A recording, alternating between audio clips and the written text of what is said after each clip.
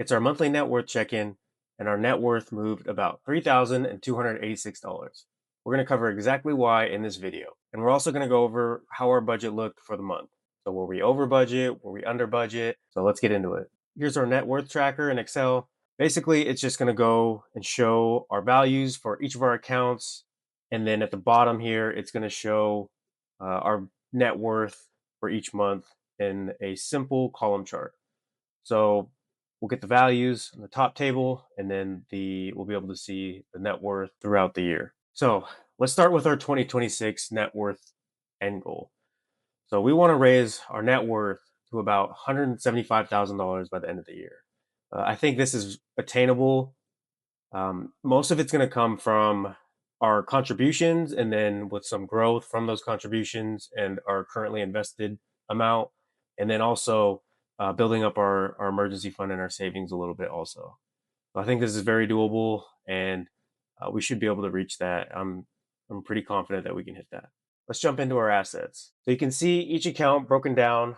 So we have our checking account, and then our emergency fund, our Roth IRAs, our 401k, and our employee stock purchase plan with the values. Not anything crazy here. We do expect our 401k to hopefully get up to 100,000 this year or around there. So just in the 401k alone will be around 100,000. And then our employee stock purchase plan, again, this is earmarked for our first home down payment here within about 5 years. So we want to see this grow as well. And then we have this other category, just, if we open up a brokerage account and whatnot, like this will be the placeholder for it. But currently we don't have anything there. You can see our liabilities. Our biggest liability is still just paying off that furniture. We have about 17 months, I believe, when this will be gone. We pay about $114 a month. So it'll be gone in about 17 months. And then our Amex Gold card. So this is like our everyday spending. We pretty much put almost everything on this card. This is at $425. So this will get paid off here shortly. And then the only other balance we have for liabilities is just our this is our Alaska. It's the Atmos Rewards Ascent, but it's our Alaska credit card, and there's a balance of about $60. And this is what we use for gas, so this will be also paid off soon. Our total assets come out to be $126,123.06. Total liabilities $2,527.69, which leaves our net worth at $123,595.37.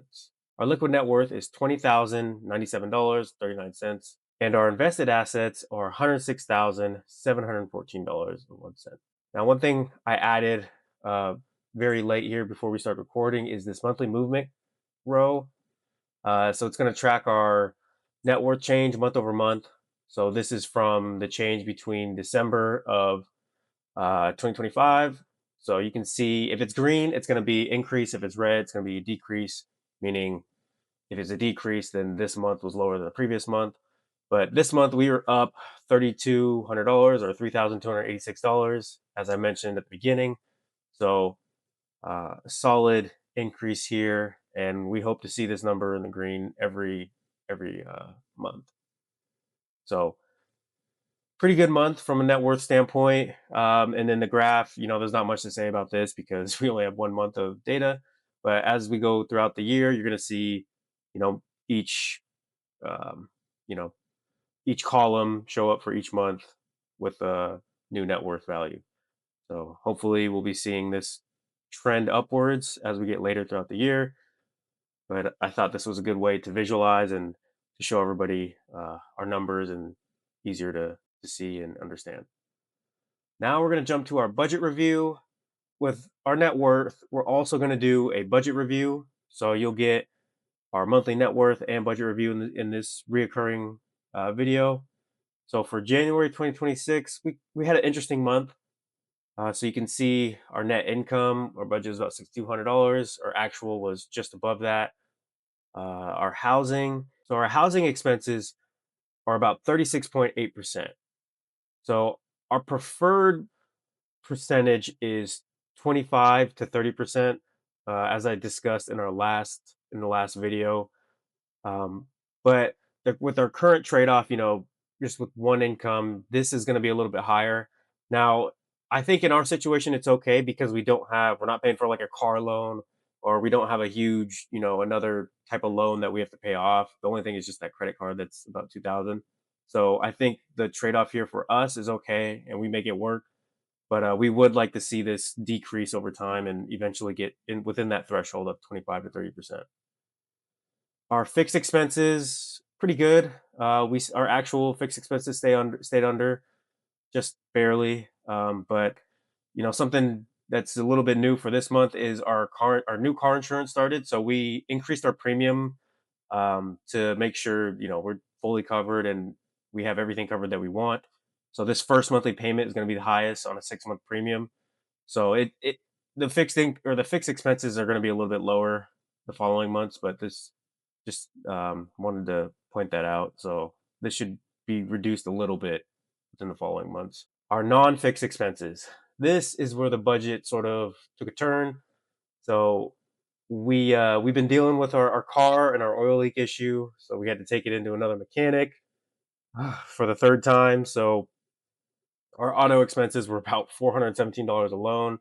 We also had to pay to get the emissions tested for both cars and new registrations for both cars. So the auto expenses were, almost $500 this month. And then we also had our son's birthday, so we did a little bit extra grocery spending to, get cake and some extra things for that as well. So our non-fixed expenses is what really drove the budget for this month. Our spending was, a little bit over, but it's not that crazy. But in combination with the non-fixed expenses, you can see that these two categories is what caused us to go over a little bit, but we'll touch on that in a second. Contributions. So I wasn't able to contribute to my Roth this month because of the extra car expenses. So usually what I'll do is, we're maxing out Aaliyah's each month, putting enough away for hers at the very least.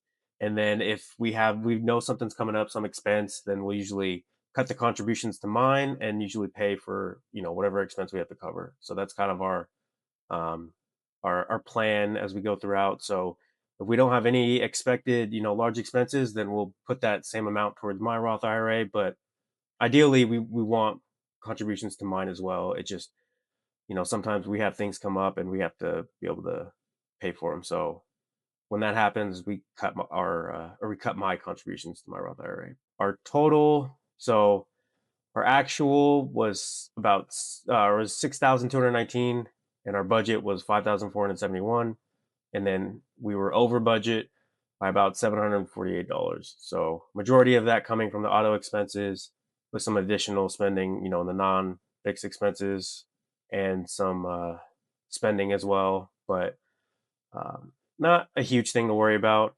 I mean, life happens, so your budget's never going to be perfect.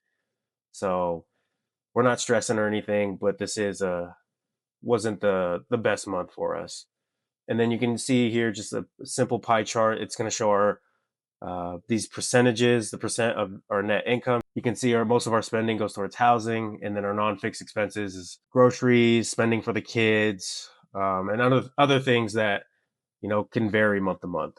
So those two are our biggest categories, and then our contributions, the third biggest category, with fixed expenses. So fixed expenses again is like our subscriptions, insurance, things that are fixed every single month. And then spending is obviously our spending as a family. So not too bad of a month, but hopefully next month we can see the non-fixed expenses get closer to our budget, and then we can contribute to my Roth. But overall, not a bad month. So it is what it is. Life happens. Things that are expected pop up, but we roll with it and we move on to the next month. Thanks everyone for joining. If you want to follow our journey, this is a real journey. We share real numbers, and if that you think this can be helpful for you in your journey, feel free to subscribe and join us in our journey to financial freedom. So thanks for watching, and we'll see you in the next episode.